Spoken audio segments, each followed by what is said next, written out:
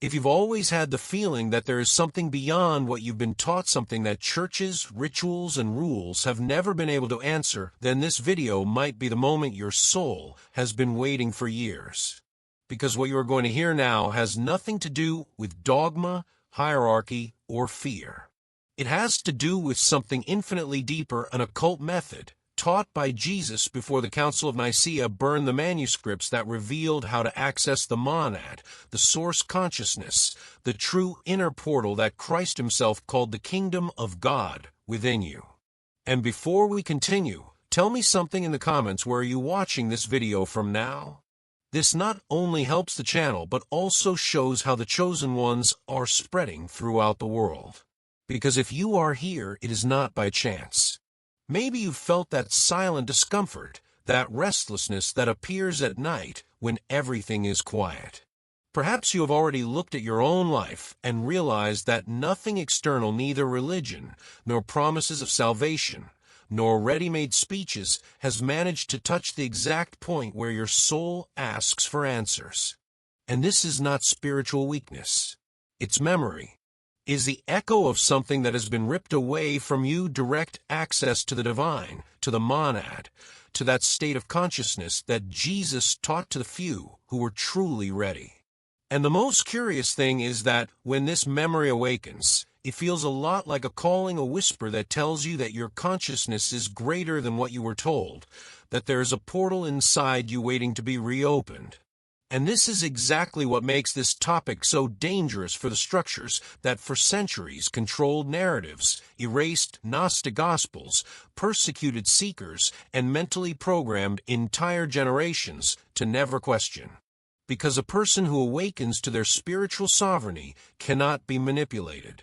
A person who recognizes their divine spark does not need intermediaries. And that, my friend, scares a lot of people. Then take a deep breath. The path we will walk together here is not an invitation to believe in something new. It is an invitation to remember. And as you progress, you may realize that your own spiritual awakening has already begun before you even hit play on this video. Maybe that's why you felt like you needed to hear this today. Perhaps that is why 2025 is being the year of return for so many. The year in which the portal of consciousness finally reopens after centuries of silence. Welcome. Let's get started. The Council of Nicaea was not just a religious meeting, it was a silent divider between what Jesus taught and what history has allowed to come down to us. There, amid bishops, political tensions, and the imposing presence of Constantine, they decided the fate of manuscripts that described the hidden method that Jesus shared with his most prepared disciples. These were not ordinary texts, but instructions on how to access the monad, the source consciousness that he called the kingdom of God within you. And precisely because they revealed an inner portal that dispensed with external structures, they became dangerous for those who sought power, not truth. Constantine knew that to control spirituality was to control empires, and those manuscripts threatened centuries of influence before they even began. So when the bishops presented the manuscripts that spoke of sacred silence, unification of consciousness, spiritual sovereignty, and direct access to the divine, the decision was quick. The order to burn them was not just political, it was strategic. Those writings contradicted the religious programming they wanted to install, in which the faithful would depend on the church to get closer to God. A Jesus who taught portals of consciousness did not serve this purpose. The scene, although recorded only in indirect fragments, describes rooms full of texts being piled up as if they were dangerous, forbidden artifacts. Symbolic archons, represented in the control mentality, showed themselves there, not as mythical beings, but as institutions that feared that people's spiritual awakening would escape their reach. After all, whoever accesses the monad alone does not need intermediaries, nor does he fear punishment, nor does he accept imposed guilt. Losing the monopoly on the sacred meant losing the monopoly on power. And so, Manuscripts that spoke of the inner portal, the third eye, the pineal as a point of perception, the unification of consciousness, and even the crossing to the source consciousness were reduced to ashes. But, like every flame that tries to extinguish the truth, the fire did not destroy everything. Fragments survived, echoes of Gnosticism resurfaced, and the awakening of the chosen never ceased. This is why today so many feel an inexplicable calling, because what was burned on the outside continues to live inside you. And this is where our journey begins to take shape. If you've made it this far, don't think for a second that it was a coincidence. There is a kind of restlessness that accompanies those who begin to awaken spiritualia, feeling that something is missing, even when everything appears to be in order. This discomfort, which many try to stifle with distractions, is precisely the echo of what was erased at the time of the Council of Nicaea, when burned manuscripts tried to silence direct access to the monad. But source consciousness cannot be extinguished with fire. She just waits for the right moment to call whoever is ready. And perhaps you have felt this calling in subtle ways: a sudden curiosity for Gnostic teachings, an inexplicable desire to understand the kingdom of God within you, or even a sense that there's an inner portal waiting to be activated. These signals are not random.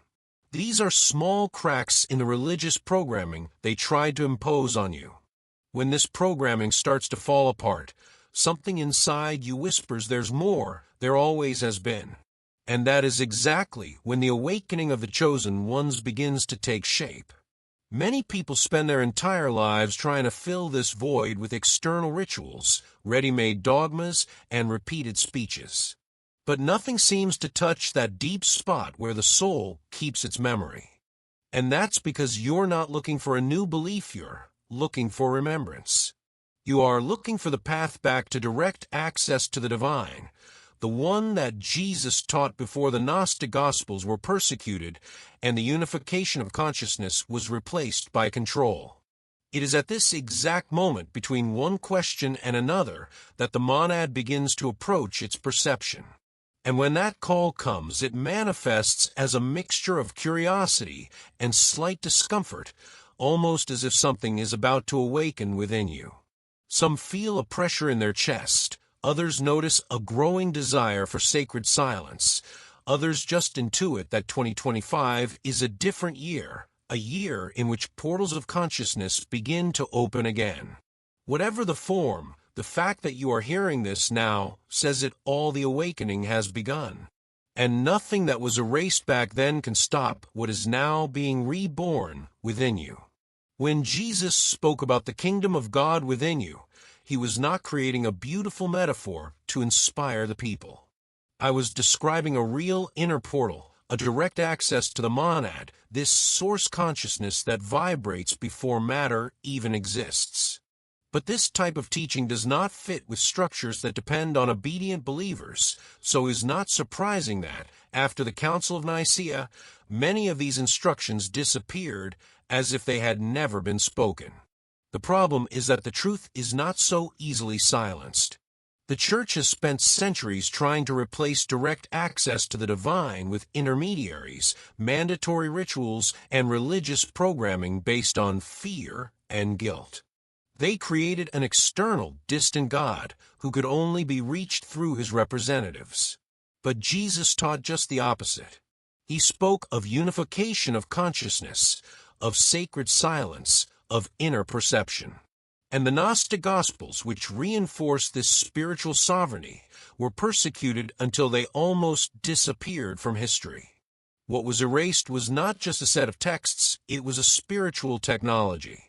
A simple but deeply transformative way to reconnect the human being to the monad without asking anyone for permission. Imagine for a moment if this had been taught openly for 2,000 years. How many people would have woken up? How many would have realized that they don't need walls, temples, or hierarchies to access source consciousness? Perhaps this is why the burned manuscripts were so bothersome. But even with centuries of Gnostic persecution and attempts to control the inner portal, knowledge did not disappear completely. It fragmented, it hid, it disguised itself, but it never stopped pulsing within those who carry the spark of the chosen's awakening. And now, in 2025, when so many begin to question old narratives, this teaching returns with force. Not as theory, but as practice. Not as belief, but as experience. The monad has always been waiting. What has changed is that you are finally ready to listen. After the Council of Nicaea established which texts would be permitted and which should disappear, one of the greatest silent persecutions in the spiritual history of humanity began. Gnostic teachings, which spoke openly about the monad, direct access to source consciousness, and the true inner portal, were treated as a threat. Not because they were dangerous in themselves, but because they made each person sovereign, free from intermediaries. And control-based systems don't support the idea of individuals awakening on their own. What happened next was a planned erasure. Gnostic gospels burned, mystery schools dismantled, masters persecuted, entire libraries disappearing without a trace. The official narrative, shaped by the religious programming of the time, painted these seekers as heretics, when in fact they were guardians of the unification of consciousness, of the expanded vision of the third eye, of the practice of sacred silence that leads to spiritual awakening. By erasing them, they were also trying to erase the path that leads to the monad. Figures like Irenaeus wrote entire treatises to attack any teaching that suggested spiritual sovereignty. The curious thing is that, even without admitting it, these texts confused freedom with threat, autonomy with rebellion, transcendence with disorder. For them, if human beings understood that the kingdom of God within you is a real portal, the system would collapse. And maybe they were right. After all, a person who realizes his own spiritual power does not easily bend to external structures. But what these persecutions failed to predict is that knowledge is never completely lost. He transforms. He hides. It is transmitted in a symbolic, silent, almost underground way. And so, even as institutional archons tried to stifle the awakening of the chosen, fragments survived. Stories resurfaced. Texts reappeared. And today, in the midst of the 2025 awakening era, the crossing that connects to the monad returns to the surface as if it were just waiting for the right moment. That moment is now. The first step to accessing the monad was always so simple that it became dangerous for anyone who wanted to control human spirituality. Jesus knew this when he went away to pray in silence, away from the crowds, away from the noise, away from the religious programming that was already trying to shape even his image. He understood that source consciousness does not reveal itself in noise, but in the space between thoughts. And it was exactly this kind of practice that the burned manuscripts described as sacred silence that dispensed with intermediaries and opened the inner portal. Today, however, we live surrounded by constant distractions, notifications, responsibilities, invisible pressures that drain energy before we even realize it. This excess noise is not random. It prevents the unification of consciousness from occurring and the third eye from perceiving again what was always there. That's why step 1 is so crucial, taking 20 minutes to simply sit up straight, close your eyes, and allow your mind to slow down. It seems easy, but that's precisely where the mind, conditioned for centuries, begins to resist. When you try to enter into silence, thoughts arise as if they were being poured out on purpose. The restless body, the anxious mind, repressed emotions, everything appears at the same time, as if they wanted to prevent access to the inner portal. But it is at this very moment that spiritual awakening truly begins. It's when you watch, without fighting, that something new happens, a slight tingling in your forehead, a gentle tightening in your chest, a feeling that something is awakening inside. These signals are not random, they are echoes of the monad approaching your perception. And the most interesting thing is that the more you insist on this sacred silence, the more the religious programming you were taught begins to dissolve. Every minute, you realize that you don't need rituals to touch the divine. With each breath, you feel spiritual sovereignty expand. With each second of stillness, the portal of consciousness opens a little wider. Silence is not empty, it is the fertile ground where the awakening of the chosen flourishes. And it is only there that the path to the crossing, really begins to form. When you remain in sacred silence long enough, you begin to realize something that was previously hidden by the rush of the world. Your consciousness is not one. It became divided over time, fragmented by fears, guilt, beliefs repeated without question. This fragmentation is no coincidence. It was reinforced by religious programming that sought dependence, not autonomy. Jesus tried to show the opposite when he said that I and the Father are one, indicating the path back to the unification of consciousness, the state necessary to access the monad. It's at this point that many get scared, because getting in touch with these inner parts is like opening a box of memories that you didn't even know you kept. The anxious voice emerges, the skeptical voice, the voice that believes, and the voice that doubts. Everyone wants to be heard at the same time. But instead of fighting those parts, you simply observe. Who is watching? This simple and powerful question opens the inner portal that had been forgotten. Because the observer is your source consciousness, intact, silent, and sovereign. When you begin to perceive these voices as fragments and not as your identity, something changes profoundly.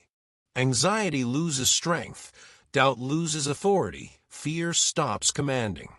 You begin to recognize yourself as the center that has always been there, behind everything, the unified consciousness that the Gnostic Gospels insisted on preserving before they were persecuted.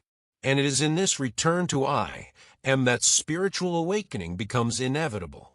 The path to the monad stops being theory and becomes experience. And the more this unification happens, the more the portal of consciousness stabilizes. The parts that once contradicted each other begin to align, as if you finally remember who you really are. It's a feeling of lightness mixed with clarity, as if life is starting to make sense from the inside out. And this state is not the end, it is the preparation. It makes room for the next step, where the third I stops being a concept and becomes vision. Because after you unify yourself internally, nothing stops the natural movement of consciousness towards the awakening of the chosen ones. When Jesus said, if your eye is simple, your whole body will be full of light, he wasn't talking about spiritual poetry. He was describing an inner technology that allowed you to access the monad with clarity. This simple eye has always been associated with the third eye, the pineal, the center of perception capable of seeing beyond the illusions of this world. But it is clear that such a teaching would not please structures that depended on the spiritual blindness of the masses. Then, over time, the concept was ridiculed, distorted, or labeled as forbidden, as if it were something dangerous or demonic. After the unification of consciousness, this center begins to respond. You notice a gentle pressure between your eyebrows, a subtle vibration on your forehead, an inner light that seems to want to come on. This is not imagination, it is the inner portal being activated. Is the monad approaching your conscious awareness? And the longer you keep your attention on this point, the clearer the feeling becomes that something that has been dormant for years is finally awakening. The Gnostic Gospels spoke of this naturally before being silenced. The pineal, however, has been weakened by centuries of physical, emotional, and spiritual conditioning. Not just because of substances and habits, but because of religious programming that said that seeing beyond the obvious was dangerous. This fear served to keep people away from direct access to the divine, from contact with source consciousness, from the spiritual awakening that begins when the third eye opens. But the truth is, when you breathe deeply and direct your attention to this point, you're simply reclaiming a sense that has always belonged to you. And the more you practice, the more the signs intensify patterns of light, unexpected colors, ancient symbols that emerge from the inside out. None of this need be feared. This is all part of the return process. It's as if life is showing you, for the first time, what was always there but you didn't have the eyes to see. This step is the threshold between perceiving and understanding, between feeling and crossing, and is precisely this activation that prepares your consciousness for the next level, the one that many call crossing the crossing to the monad. Once the third eye begins to respond, something inside you changes irreversibly. Awareness expands, the inner portal stabilizes, and a spontaneous movement occurs, a kind of gentle rise of consciousness, almost as if your attention is pulled beyond your head. Many describe it as a wave of transcendence, others feel it as a detachment from the boundaries of the body. It is this moment that the ancient Gnostics called crossing, the crossing to the monad, to the source consciousness that exists before any form or name. The first sensation can be scary because everything you believe you are, history, memories, identity, starts to lose weight. For a moment, you don't know if you are someone, if you are a body, if you are a thought. And that's exactly what should happen. To access the monad, consciousness needs to free itself from the limits that religious programming has built over centuries. The ego tries to hold back, of course. He fears dissolving. But when you allow the crossing, a profound light emerges, as if the entire universe breathes with you. At the height of the experience, there's no longer you looking at God. There's only consciousness looking at itself. It is a state of absolute love mixed with pure intelligence, a clarity that melts every illusion created by the symbolic archons of the world: fear, guilt, inferiority, separation. In this dimension, there is no need for intermediaries, rituals, or external structures. The monad reveals itself as that which has always been there, the very center of being, the source that Jesus pointed to when he spoke of the kingdom of God within you. And the most fascinating thing is the return. You return to your body, but not like before. Something radical transforms, intuition sharpens, sacred silence becomes familiar, the unification of consciousness becomes natural. The illusions that once held you back seem transparent, fragile, almost unreal. And you realize that the crossing is not an escape from the world, but a way of inhabiting the world with spiritual sovereignty. From here on, the awakening of the chosen ceases to be theory and becomes everyday life, a life guided by a perception that no one can take away from you. After crossing, many people get excited and want to speed up everything, as if it were a spiritual race. But this is precisely the moment that requires more calm and more awareness. Access to the monad does not mix with haste, and forcing this experience, whether with substances, aggressive techniques, or risky practices, can open false portals. These shortcuts create powerful illusions, confusing the mind rather than expanding it. Jesus never taught haste, taught presence. And presence is what keeps your path aligned with source consciousness. Furthermore, when perception expands, you also become more sensitive. Dense environments, negative people, and even old habits start to take a toll in a way that you didn't even realize before. This does not mean spiritual elitism, means protection. You are adjusting your energy field to a frequency that most do not yet understand. And as you may have noticed, the modern world is full of distractions that try to pull your consciousness back into its fragmented state. Therefore, gentle surveillance becomes essential. Another important point is not to confuse transcendence with escape. The crossing is not meant to escape life, but to illuminate it from the inside out. If you disconnect from your body, you lose your purpose. If you try to float all the time, you lose your own humanity. Spiritual sovereignty arises precisely from the balance between heaven and earth, between sacred silence and everyday life.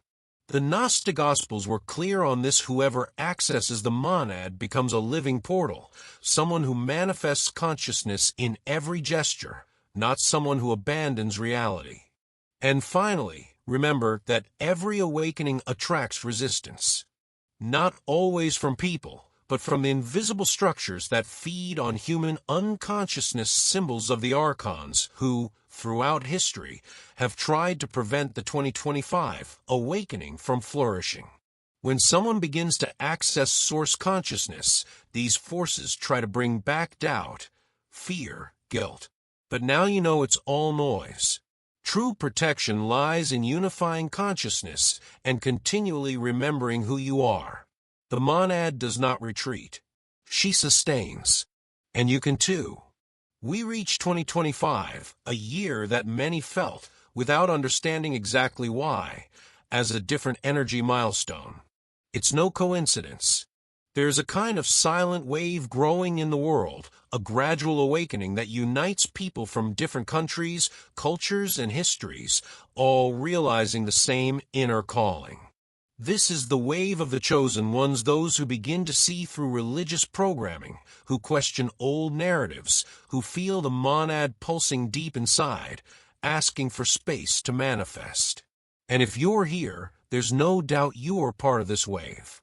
What was once a secret, preserved in secret by Gnostic seekers, is now circulating again thanks to the information age.